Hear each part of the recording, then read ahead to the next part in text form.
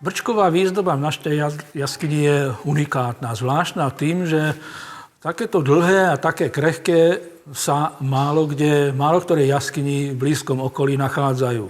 Miestami dosahujú 2 až 3 metre dĺžku a toto je naozajstné unikum.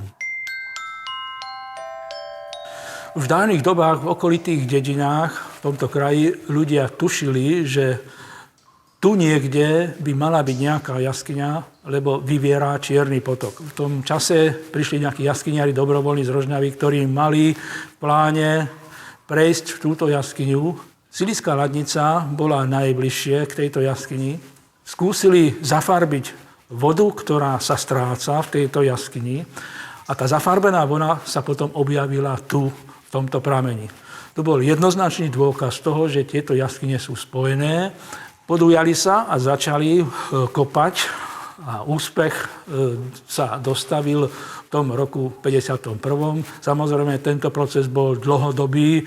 Zaujímavé bolo to, že vôbec nečakali takúto nádhernú jaskyňu. Mysleli si, že bude taká istá ako ktorákoľvek tu na okolí, ale keď videli tú krásu, tak z tej boli normálne šokovaní.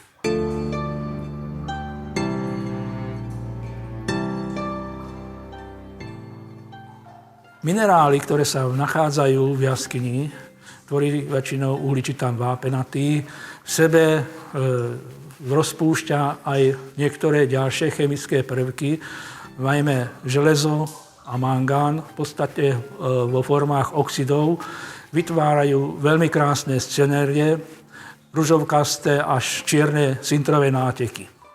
Takže tieto svojou kombináciou farieb, a niektoré samozrejme aj niektoré iné, vytvárajú paletu, ktorá zdobí jaskynie priestory do nádherných scenérií.